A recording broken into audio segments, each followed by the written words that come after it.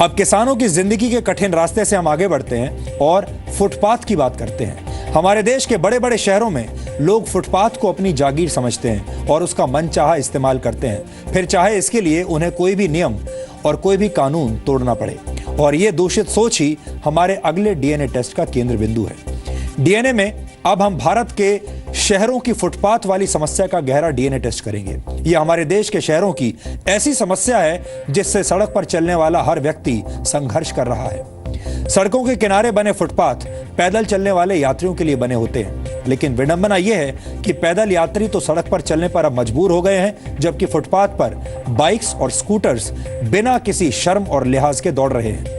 हमारे शहरों में ज्यादातर फुटपाथ ऐसे हैं जिन पर बहुत आसानी से अवैध कब्जा हो जाता है और हमारा सिस्टम रिश्वत वाला नशा लेकर सोता रहता है। जिस सिस्टम पर फुटपाथ पर हुए अतिक्रमण को हटाने की जिम्मेदारी है, वो इस अवैध कब्जे में शेयर होल्डर बना हुआ है। वर्षों से सब कुछ ऐसे ही चलता आ रहा है और अगर किसी ने कुछ नहीं किया तो शायद ये फुटपाथ वाला भ्रष्टाचार आगे भी ऐसे ही चलता रहेगा और एक वक्त ऐसा आएगा जब इस देश में आपको फुटपाथ देखने को ही नहीं मिलेंगे, क्योंकि फुटपाथों पर कब्जा हो चुका होगा। इसलिए आज हमने अपने सिस्टम को शॉक थेरेपी यानी झटका देने का एक फैसला किया है। आज फुटपाथ को अपनी जागीर समझने वालों के लिए हमारे पास इंडोनेशिया की राजधानी जकार्ता से एक तस्वीर आई है। पहले आप इस तस्वीर को ध्यान से देखिए। इस तस्वीर में एक महिला अपने दोनों हाथ फैलाकर फुटपाथ पर बाइक चलाने वाले लोगों का रास्ता रोककर खड़ी है। यह तस्वीर बता रही है कि जकार्ता में भी हालात भारत के शहरों जैसे ही हैं। जकार्ता दुनिया के उन शहरों में शामिल है जहां सबसे ज्यादा ट्रैफिक जैम्स लगते हैं और जैसे ही कोई जैम लगता है तो दोपहिया वाहन चलाने वाले लोग तुरंत फुटपाथ पर बाइक और स्कूटर चलाने लगते हैं, जिससे ट्रैफिक जैम की स्थिति और खराब हो जाती है। ये सीधे सीधे नियमों का उल्लंघन है, लेकिन इसके खिलाफ कोई भी आवाज नहीं उठाता। हालांकि जकार्ता की इस महिला ने हिम्मत दिखाई और नियमों का उल्लंघन करने वालों का रास्ता रोककर खड़ी हो गई। 34 वर्ष की इस महिला की यह तस्वीर आज भारत को बहुत बड़ा सबक दे रही है। इंडोनेशिया की यह महिला अकेली नहीं है, वहां के बच्चे भी ट्रैफिक के नियम तोड़ने वालों के खिलाफ खुलकर आवाज उठाते हैं। पिछले महीने 10 वर्ष के एक बच्चे ने भी इंडोनेशिया के शहर जावा में अपनी साइकिल से ट्रैफिक नियम तोड़ने वालों का रास्ता रोक दिया था। यह बच्चा 5वीं क्लास में पढ़ता है और यह बच्चा अपने देश के लोगों के साथ साथ दुनिया भर के लोगों को ट्रैफिक नियमों का पालन करने का संदेश दे रहा है। इंडोनेशिया के इन दो हीरोज से हम भी प्रेरणा ले सकते हैं, सीख ले सकते हैं। बेशर्म सिस्टम को बदलने के लिए कई बार लोगों को जिद करनी पड़ती है और ये जिद पूरे सिस्टम को धीरे धीरे बदल देती है। आज हमने भारत की राजधानी दिल्ली में फुटपाथ्स पर अवैध कब्जे का एक ऑन द स्पॉट वीडियो विश्लेषण किया है। हमारी ये ग्राउंड रिपोर्ट भले ही दिल्ली की हो, लेकिन इसमें दिखाई गई समस्याएं आपको देश के हर शहर में देखने को मिलेंगी। इसलिए हमारे वीडियो विश्लेषण को देखिए और इस बात पर विचार कीजिए कि आप इन हालात को बदलने में कैसे अपना योगदान दे सकते हैं, चाहे आप इस देश में किसी भी शहर में, किसी भी गांव में या किसी भी कस्बे में क्यों न रहते हों।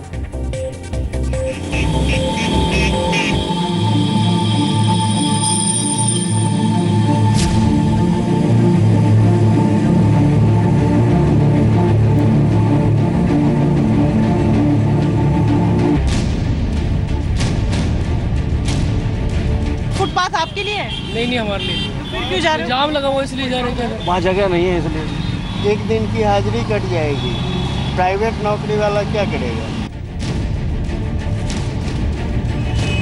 हवा से बातें करती ये बाइक्स सड़कों पर नहीं बल्कि बड़ी ही बेशर्मी से फुटपाथ पर दौड़ रही हैं।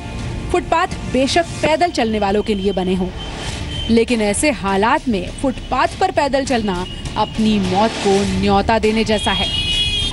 पेडेस्ट्रियंस के लिए दिल्ली में चलने के लिए बिल्कुल भी जगह नहीं है। एनक्रोचमेंट्स हैं, वो एनक्रोचमेंट चाहे इमारत बना दी गई हो, चाहे किसी की बिल्डिंग के आगे उसका गेट फुटपाथ पे बन रहा हो, और या फिर ये जो बाइक्स आप देख रहे हैं गुजरते हुए फुटपाथ पर, ये बाइक्स ही क्यों ना हो। कोई सोच नहीं है लोगों में। बाइक क्यों फुटपाथ पे जा रहे हैं? जाम लग रहा। जाम लगने का मतलब ये तो नहीं कि आप फुटपाथ यूज़ करेंगे। ड्यूटी अगर मिस हो जाए, 1 मिनट लेट हो जाएगा तो जो है सो एक दिन की हाजिरी कट जाएगी।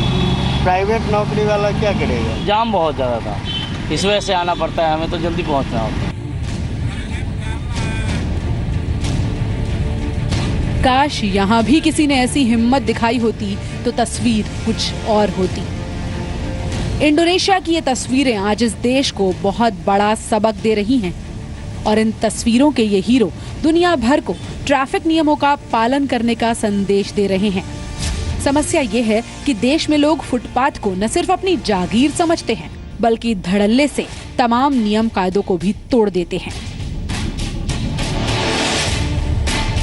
ऐसा नहीं है कि फुटपाथ पर सिर्फ दोपहिया वाहनों का कब्जा हो। अब जरा यहाँ देखिए, साफ साफ नो पार्किंग लिखा है, फिर भी फुटपाथ के बीच में बड़ी ही बेशर्मी से ये भारी भरकम गाड़ी पार्क की हुई है। इस वक्त हम करोल बाग इलाके में मौजूद हैं और इस वक्त हम आपको 200 मीटर का डिस्टेंस कवर करके दिखाएंगे अपनी गाड़ी के जरिए और इसमें आपको पता चल जाएगा कि आखिर ये फुटपाथ किस चीज़ के लिए बने हैं।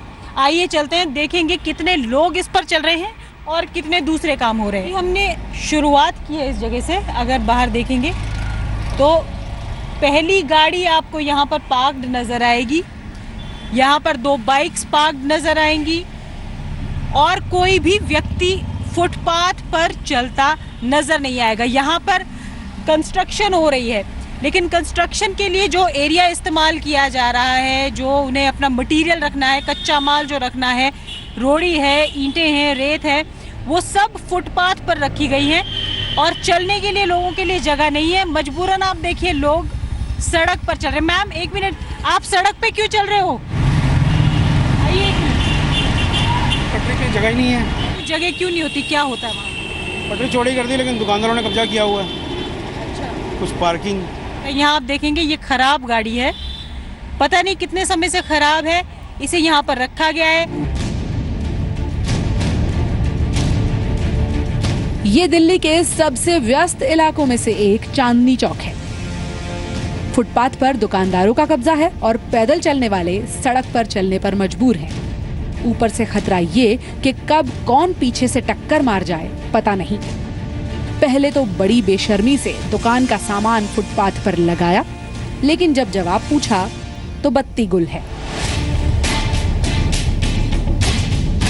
यहाँ आप देखिए कि किस तरह से न सिर्फ फुटपाथ पूरी तरह से कवर हो चुका है बल्कि साइकिल रास्ते तक, सड़क तक निकल आई है। पानी तो पी लो। जवाब है ही नहीं देने के लिए, तो जवाब दिया कहाँ से जाएगा? ये देखें आप, पूरा सामान सड़क पे बाहर है। क्या है ये, क्या किया है? ये पटरी है। पटरी है। पटरी है मतलब चलने के लिए, लोगों के लिए? चलने के लिए सब चलते हैं। कहाँ चलते हैं? ये चलेंगे, आप लोग सब चल ही रहे हो। तो मैं कहाँ चलूँ? आप मुझे बताइए, मैं तो आपकी दुकान में ही फंस के रह गई, अब मुझे आगे जाने के। 1 मिनट में रास्ता खोल देंगे। 1 मिनट में खोल देंगे? हाँ ये हटाइए भाई से। ठीक है, ऐसा रास्ता खोलेंगे यहाँ। ऐसी कोई जगह नहीं जहां फुटपाथ पर अवैध कब्जा ना हो।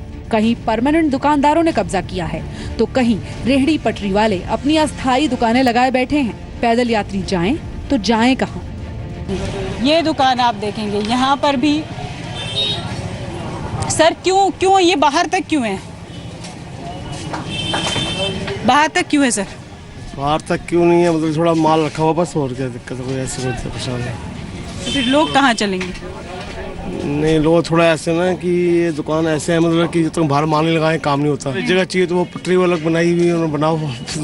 पटरी और बनाए? हाँ, पटरी और बनानी चाहिए। जगह कहाँ है पटरी बनाने के लिए? जगह बन जाएगी, थोड़ी जगह, जितनी जगह दे सके हमें दे सके हमें। पटरी की जगह थी, ये देखेंगे आप, कम से कम नहीं तो हटना,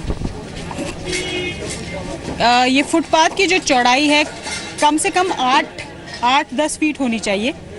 ये फुटपाथ है यहाँ से, और इनकी दुकान की जो चौड़ाई है वो भी इतनी ही है, 8 से 10 फीट होनी चाहिए ये दुकान।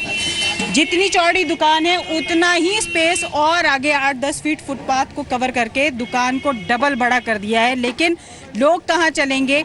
एक जो सोशल रिस्पॉन्सिबिलिटी है उसकी किसी को कोई फिक्र नहीं है। यहाँ देखेंगे आप, फिर से आगे आपको दिखाएंगे, अब हम आए हैं तो लोग धीरे धीरे अपना सामान कम से कम सड़क से निकाल कर अंदर करने की कोशिश कर रहे हैं। बहुत डर लग रहा है, पीछे से कोई आ जाएगा, कोई गाड़ी कहाँ पे ढूंढ लेगा, मैं बहुत डर लगता है।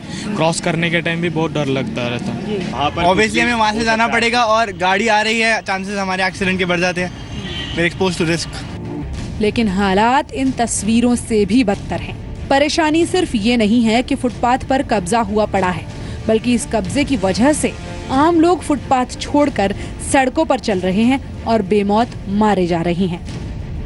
पिछले 10 साल में भारत में करीब 6 लाख लोग जिनको हम बोलते हैं वल्नरेबल रोड यूजर्स, जो गाड़ी चलाते हुए नहीं उनकी मौत हुई है, जो साइकिलिस्ट्स हैं, जो पेडेस्ट्रियंस हैं, जो बच्चे हैं जो रोड पे चलते हैं, उनकी मौत हो चुकी है 6 लाख लोग। उसमें से 6 लाख में से 1,20,000 पेडेस्ट्रियंस हैं। ये कहाँ की बात है? ये गवर्नमेंट ऑफ इंडिया फिगर्स की टोटल देश भर की मैं बात कर रहा हूँ। 3 से 4 साल लगभग आप देखने में actually the number of pedestrian को जो बोलता है, जो पैदल चलने वाला है, वो लोग वल्नरेबल रोड यूज़र कैटेगरी में एक्चुअली माना जाता है। मतलब वो लोग जब भी ट्रैफिक का सड़क में कुछ यानी क्रैश होती है, उस टाइम पे उनका मरने का संभावना ज़्यादा बढ़ जाती है, इसलिए वल्नरेबल रोड यूज़र माना जाता है। सो वो लोग का पिछले 3 साल में पेडेस्ट्रियन का मरने का देखने में लगभग 25 से 30% लोग मर जाता है due to road crashes. Footpath पर अवैध कब्जा हटाने की जिम्मेदारी हमारे सिस्टम की है, लेकिन सिस्टम तो रिश्वत का इंजेक्शन लेकर चैन की नींद सो रहा है। लेकिन हम क्यों सो रहे हैं? सवाल ये है कि हम इस गहरी नींद से जागेंगे कब? निवृत्ति मोहन, जी मीडिया, दिल्ली। हमारे देश में हर जगह पर फुटपाथ उपलब्ध नहीं है और जहां हैं भी वहां उन पर अवैध कब्जा हो जाता है और इसकी वजह से पैदल यात्री सड़क पर चलने के लिए मजबूर होते हैं और फिर उनके साथ दुर्घटनाएं होती हैं। यानी हमारे देश में फुटपाथ पर पैदल चलने वाले यात्रियों को पूरी सुरक्षा के साथ पैदल चलने का अधिकार मिलता ही नहीं। सड़क और परिवहन मंत्रालय के आंकड़ों के मुताबिक देश भर में वर्ष 2014 में पैदल यात्रियों से जुड़ी हुई 7,191 सड़क दुर्घटनाएं हुई। इन दुर्घटनाओं में सड़क पर चलने वाले 2,555 पैदल यात्रियों की मौत हुई, जबकि 6,331 यात्री जख्मी हुए थे। यहां पर आपको देश के फुटपाथों पर होने वाले अवैध कब्जे के बारे में भी जानकारी जरूर होनी चाहिए।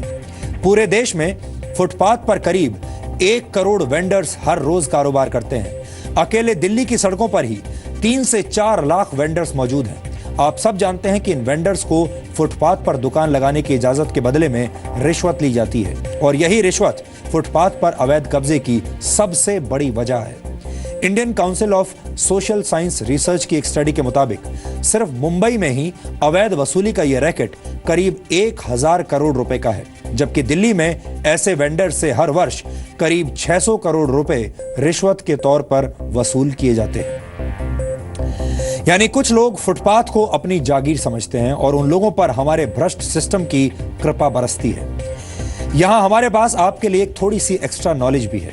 आपको शायद पता नहीं होगा कि दुनिया के सबसे लंबे फुटपाथ का नाम एपेलेचियन ट्रेल है।